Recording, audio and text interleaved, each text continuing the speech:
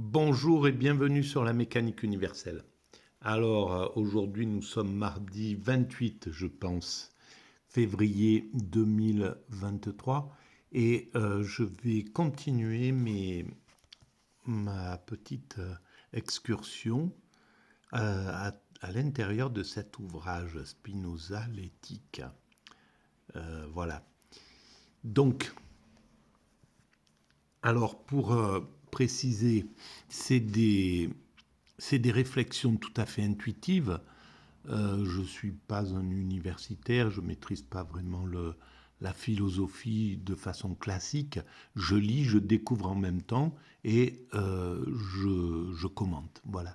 Et les commentaires sont en lien avec la théorie que je développe sur le site mécaniqueuniverselle.net et dans lequel j'essaie de démontrer de façon rationnelle, à l'aide de la raison, que l'humanité, d'abord qu'il y a un principe créateur, qu'il y a du divin, que à l'origine, ce que les religions appellent le divin, même si on peut appeler X l'inconnu, parce que normalement, et d'ailleurs les religions le disent bien, on ne peut pas se faire d'image, d'idée de ce que c'est ce principe qui est à l'origine de l'univers, et donc de nous-mêmes, et qui constitue l'univers en plus. Donc nous-mêmes, donc nous sommes une parcelle de ce divin. Voilà, nous sommes nous sommes fabriqués de ce dont est fait l'univers, et cet univers, c'est une création c'est une forme qu'a pris ce principe créateur pour s'incarner en somme. Et donc nous sommes une partie de ce principe créateur, de ce divin, donc nous sommes Dieu en puissance, quoi. Et effectivement, pour ressentir cet état divin que l'homme peut atteindre, c'est à travers l'extase. Et donc, dans ma théorie, j'essaie de démontrer que l'humanité évolue progressivement vers son ultime perfection, dans laquelle il y a, en même temps, il y a une perfection technique, effectivement, pour que... voilà, on ne peut pas rester... Le monde actuel, il n'est pas parfait, il est perfectible, on va dire. Et donc, il faut encore quelques siècles, vraisemblablement, pour atteindre cet état de perfection.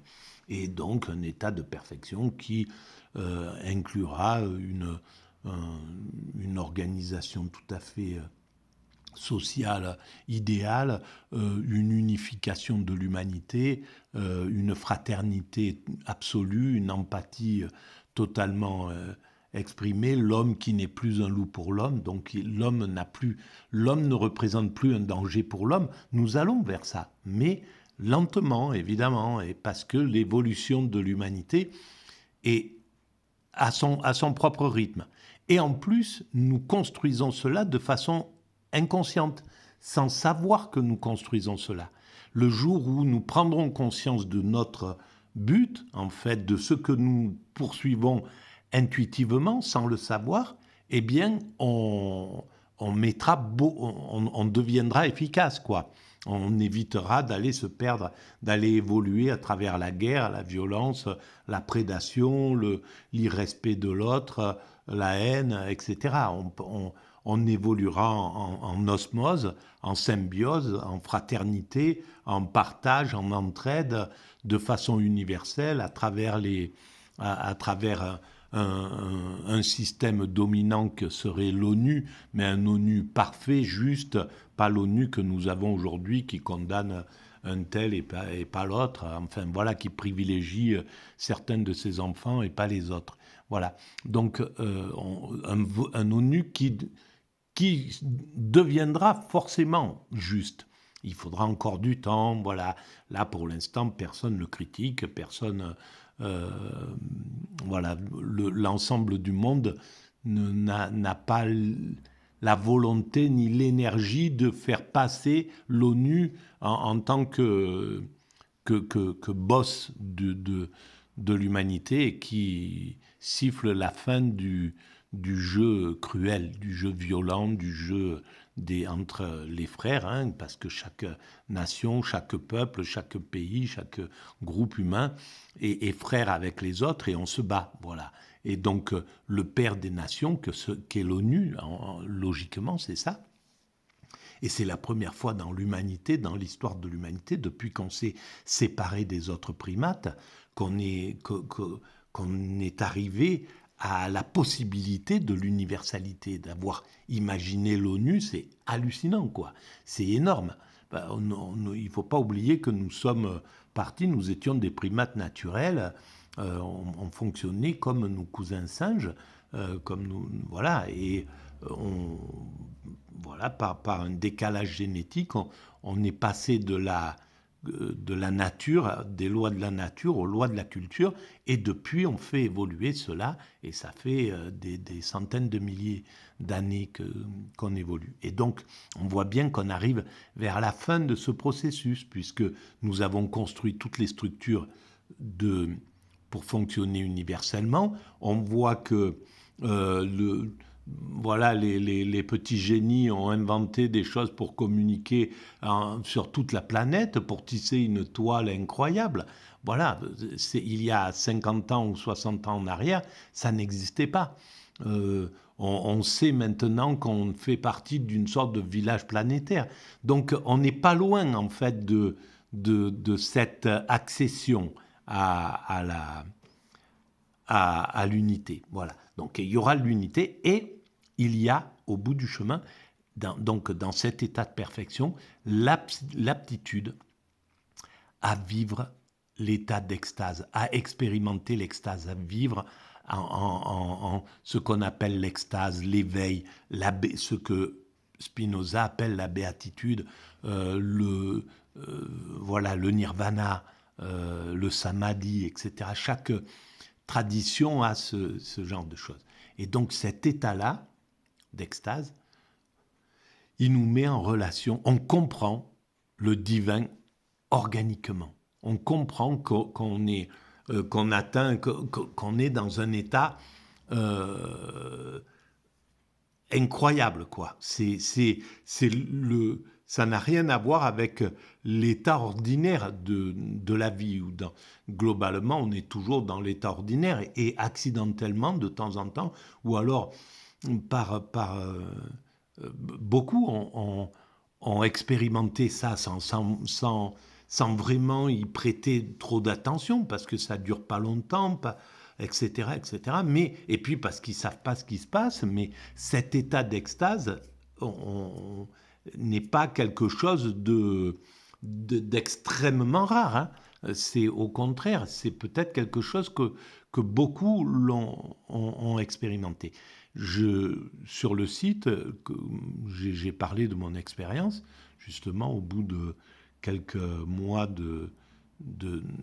après avoir découvert cette théorie de la mécanique universelle, je suis tombé accidentellement dans cet état-là.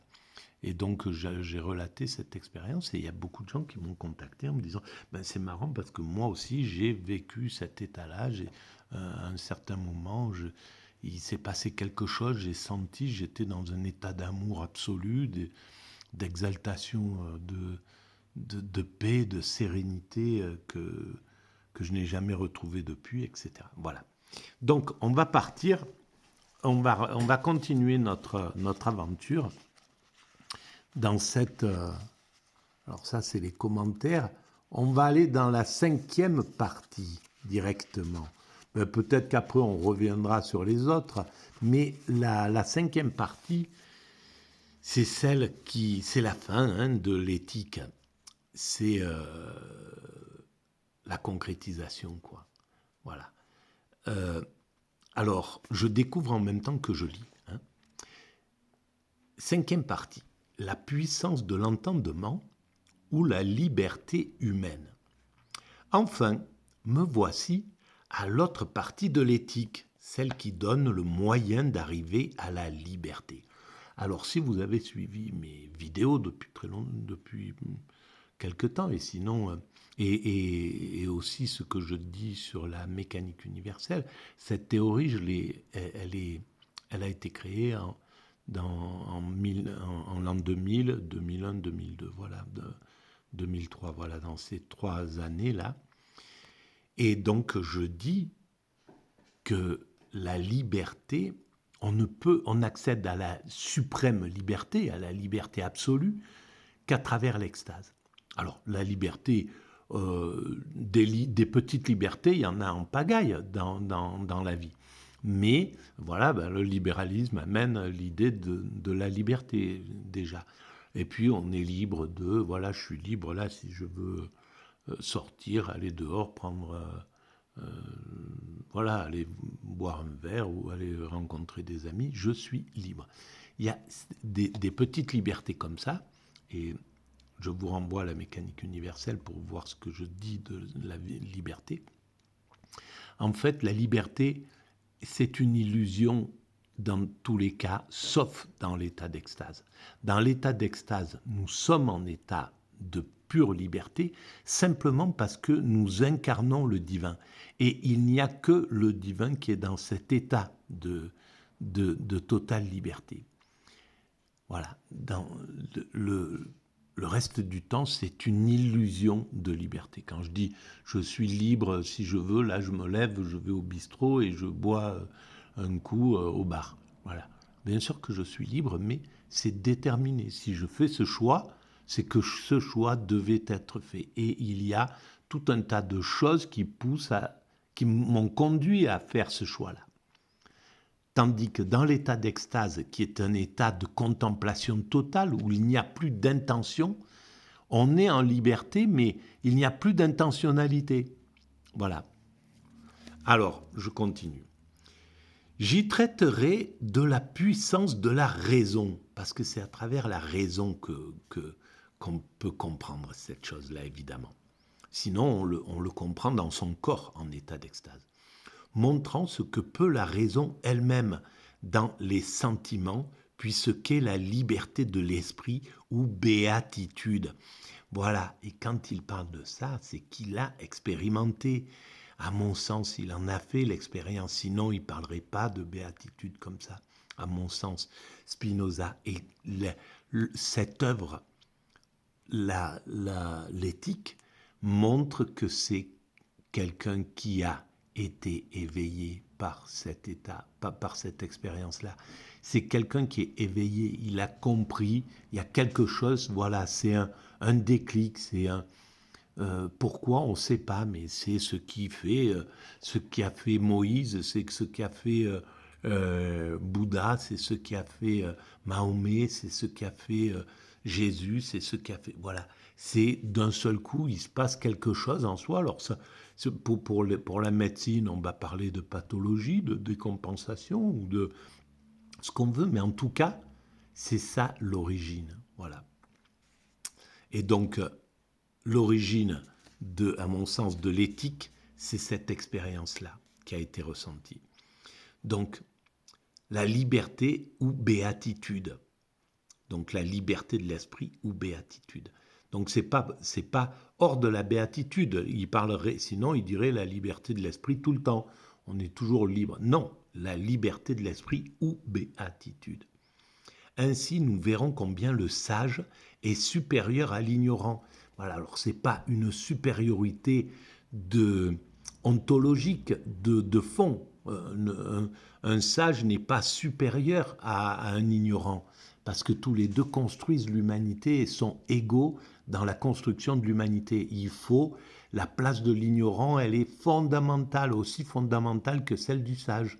La place du délinquant est aussi fondamentale que la place du législateur ou du gendarme qui l'arrête.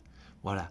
Donc, la place du toxicomane est aussi importante que la place de ceux qui travaillent à soigner ces souffrants.